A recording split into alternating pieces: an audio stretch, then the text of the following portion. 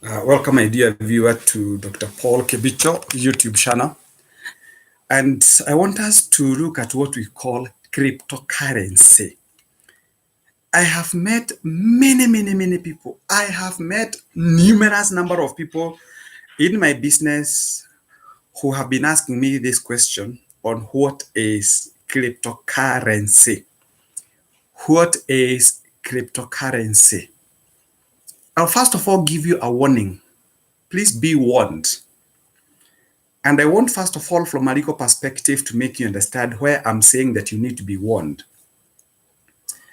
We have what we call in law jurisdictions. Jurisdiction basically means the boundaries that makes Kenya to be called Kenya.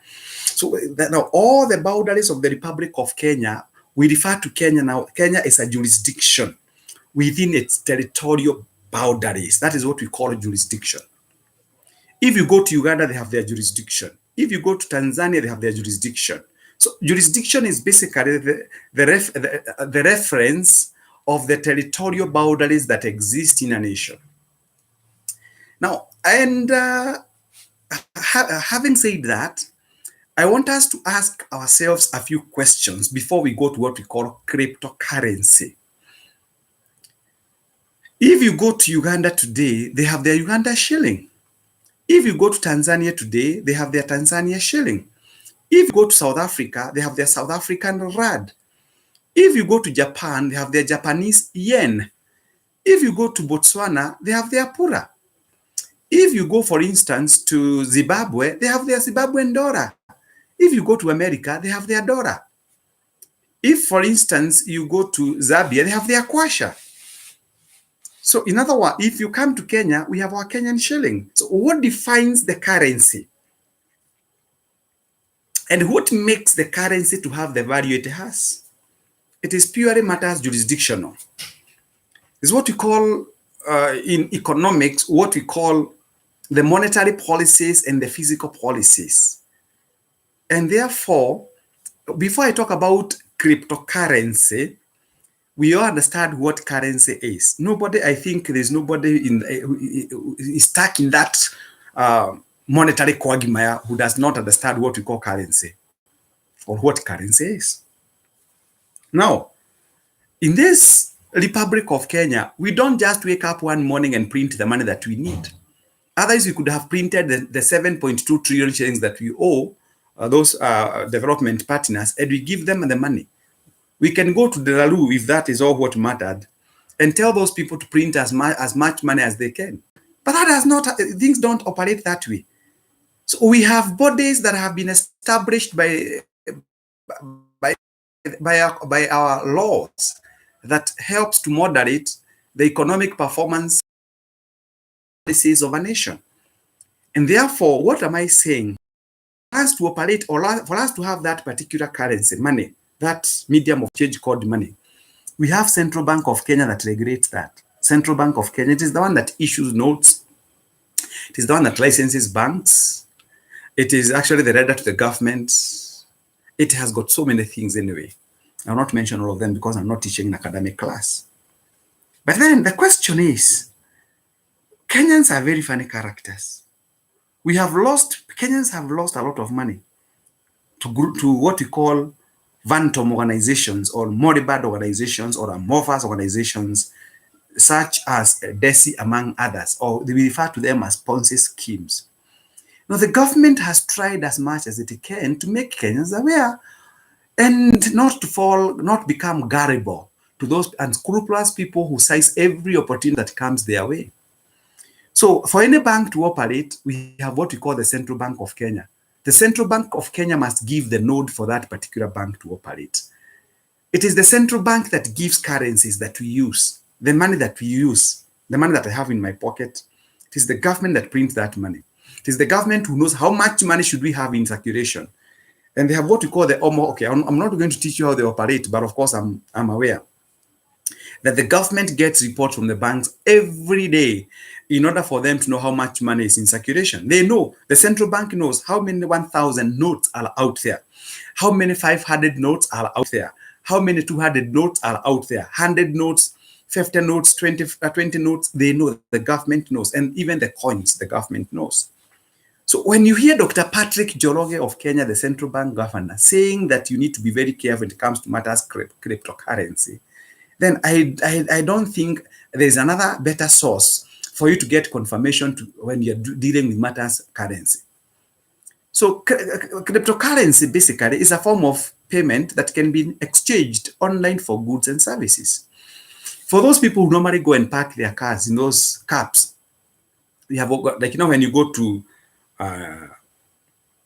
Thika, TRM, Thika Road Mall, they have what we call the tokens. That you're normally given a small token, a yellow dice for that matter. And you see, depending on how much time you have spent in that particular shopping mall, and before you do that, you must have gone through what we call the paying machine. And the paying machine will basically tell you, you have been here for 2 hours, you have to pay 60 shillings. Basically, cryptocurrency operates in such a manner. It is actually an online or an internet currency. But the question is, do you understand it? If at all you don't even understand the features that we have in our Kenyan notes, then what business do you have to do, or to go doing other businesses with currencies that you don't understand? They'll come with all forms of niceties, goodies, that you know what. So I'm only going to give you what we call the common types of cryptocurrency. Then maybe in the fullness of time, I'll find some time to come and discuss with you the pros and cons of this particular cryptocurrency. They use what we call the blockchain technology. It's a very, I'm not going to explain to you right now what we call the blockchain technology. I normally teach it in the university. And cryptocurrency, one of them is what we call the Bitcoins. We have what we call the Bitcoins, which is called digital currency or the internet money. But do you understand what a Bitcoin is? What's a Bitcoin? Who is the founder of Bitcoin? Who regulates Bitcoin? Who is the regulator of Bitcoin? You just find yourself rushing and saying that you want now to have what you call Bitcoins because you hear that one coin is going at about 500,000 shillings. But can you be able to authenticate that? Do you have any economic background to understand how a Bitcoin operates? We are in the academia and we understand how people lose their money. So we have what we call the Bitcoin, which is actually a digital currency or an internet currency, how it operates, the people behind it, you have to read and understand. But I'll be talking about that later. We have what we call the Bitcoin Cash. I'm only talking about the cryptocurrency, and I'm giving you what we call the various types of what we call the cryptocurrency, because cryptocurrency is basically what we call the digital online money or the internet money. But then who are the people behind it? Who are the faces behind this particular cryptocurrency? We have what we call the Litecoin. We have the Ethereum. We have what we call the Ripple. We have what we call the Stellar. We have what we call the Neo, the Cardano, and we have what we call the IOTA. There are a number of them. How do they operate? People sit somewhere and they say, how do we seize the opportunity? We have got more than 7 billion people in the globe. How can we be able to make money? Of course, these people are innovators. They are people who think far beyond other normal human beings. There are people who are daredevils. There are people who know that opportunities can only be found if you do things out of the ordinary. There are people who know that they can use their brains in whatever form and shade, and they make money. But the question is, how familiar are you? Are you familiar with this particular cryptocurrency? How sure are you that your money is safe? In the event something happens to your money, how do you seek legal redress? Whom do you sue? And how do you sue? So when you talk about cryptocurrency, it's a very complicated field, and I've talked about the blockchain technology. I'll be sharing with you more on that, but please make sure that before you actually put your hard-earned money into an area that you do not understand, seek professional advice. You need to seek what we call professional advice.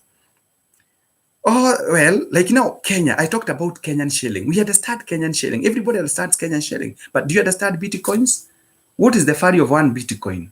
And what are now the proponents of Bitcoin? What is it that they are targeting? Yes. Now, under whose jurisdiction do they operate in?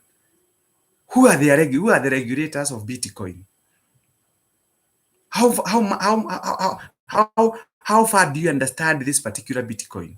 So I'll be giving you a talk one of these fine days on the cryptocurrency.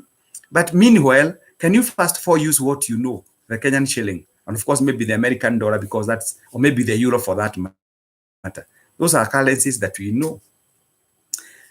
I just wanted to highlight that. I have told you that we have about 9 of them. We have what we call the Bitcoin Cash. We have what we call the Litecoin, the Ethereum. Dr. Paul Kibisha YouTube channel for more information. I'll be sharing with you that in due course. Otherwise, I thank God for you. Always a pleasure talking to you. But please do not put your hard-earned money into a project that you don't understand. Do not put, you know, when I'm teaching the law of contract, there's what we call offer and acceptance. And there's what we call the meeting of the minds. So if by chance you do not seem to be familiar with what you're doing, the most that you can do is to talk to a professional for more advice. Stay tuned. You can call me on my number as well as usual, 071353465, 071353465. You can come to my office, we discuss and see the way forward. And I know God will bless us all. 071353465. Always a pleasure talking to you. May God bless you. Looking forward to hearing from you soon.